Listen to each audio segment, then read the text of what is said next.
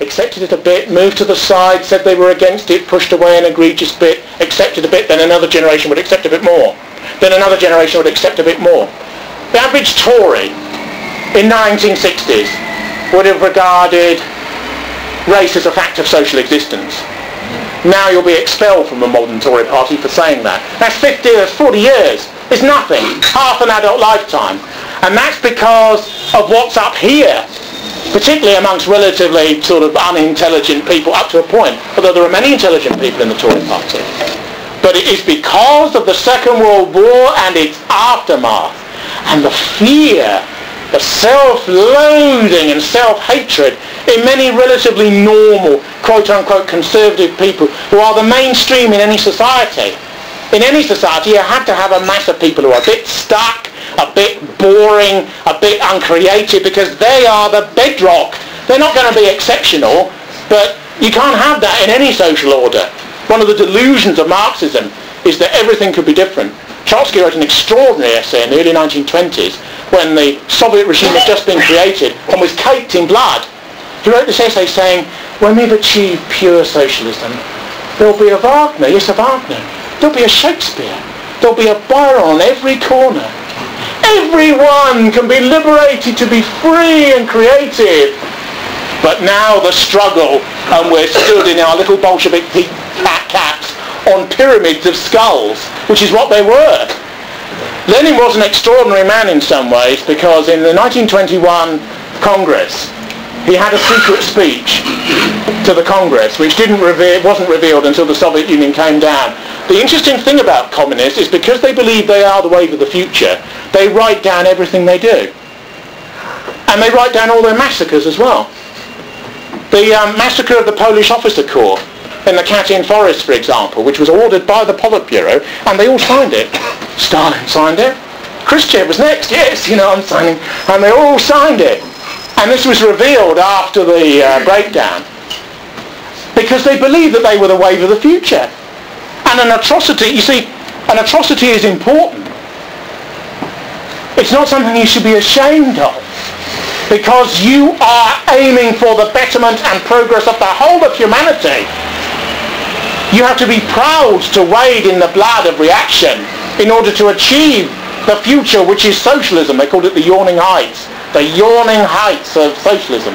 There's a very satirical, negative, anti-Soviet novel called The Yawning Heights, written by a working class university professor of philosophy called Zinoviev, who hated the system by the time of its end, because everything creates its reverse, you see.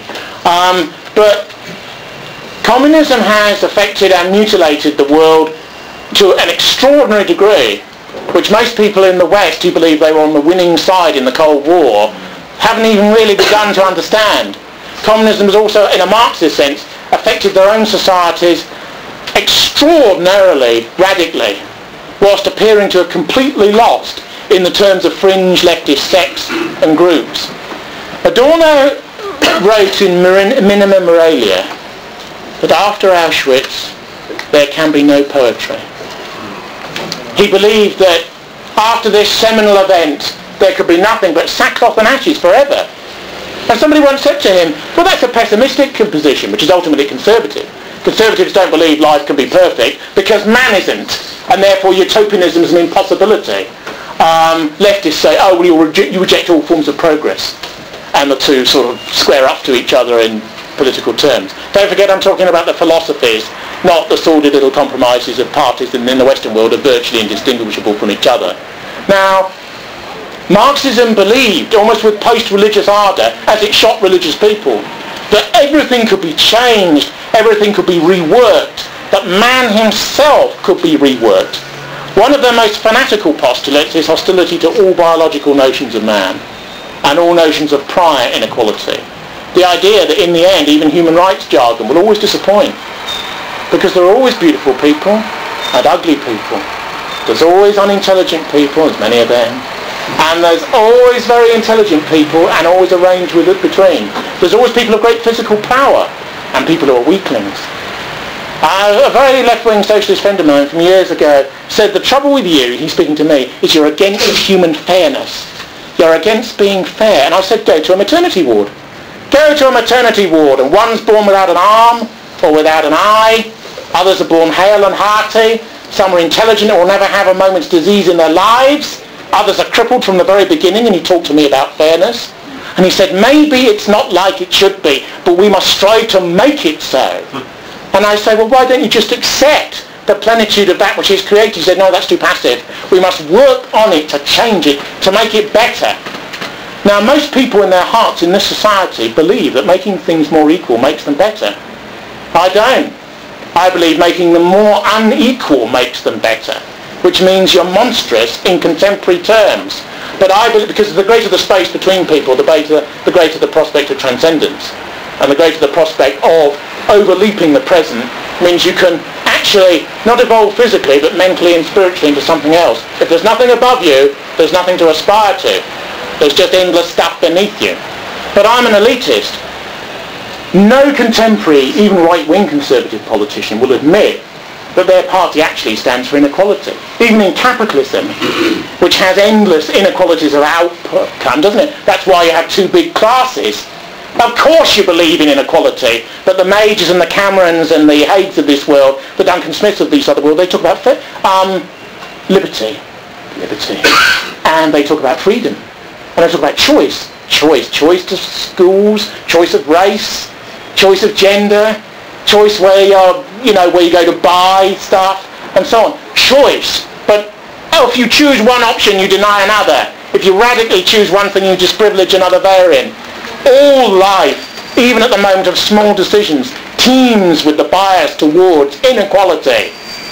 Discrimination. I believe in discrimination. Discrimination is a moral good and a moral law. It's an aristocratic spirituality. Of course you discriminate. You discriminate over who's your enemy and who's your friend. You don't treat people all as the same, except in some universal nimidom, which only exists in the minds of people who've liked human nature to be different from what it is. People become more right-wing as they get older, on the whole. Yeah. Even within leftist systems, people actually do get more metaphysically conservative as they get older. Why is that? Because death approaches, reality approaches. Yeah. They can't live with these deluded, nonsensical views about human life, which is based on inequality and glory and difference. History's been made by a small group, acting on behalf of and in the name of the groups from which they themselves derive their energy and purpose. Marx is almost false on almost every area of life. That men and women are interchangeable, false. That the family is an enemy construction of man when it's the basis of human dignity in all groups. That economic activity between human beings is always a form of oppression, when in actual fact almost everybody at one level or other gets something out of it, otherwise it couldn't subsist in the first place. But man is nicer than he is when human nature is dualist. Human beings are kind and nasty. They're avaricious, but they have a capacity for self-sacrifice. They're endlessly cowardly and lying, but they also have a penchant for courage and glory. That's what we are. The great religions actually always known what we are. They shift utopianism and the desire we could be different from what we are to another world. But the leftist pseudo-religions of modernity have brought it down to this level and tried to counter-propositionally achieve it through violence and political struggle. And the reason that it's got bloodier and bloodier until the end they become sickened of it themselves. The emergence within the Soviet bloc of neoliberals like Gorbachev, who realised the whole system was a fraud and it didn't work and they could hardly produce anything economically. And you went to the West and you went back home and people were struggling to get razor blades and bits of cheese and bits of soap and so on. And you thought to yourself, this is a superpower? We slaughtered tens of millions for this? And in a sense, I think the fact that he wouldn't defend the structure as it shuddered, because you can't reform a structure like that, it had to go down. And he sort of managed its descent, really, if you look retrospectively on what he did. He's hated in Russia now. Hated.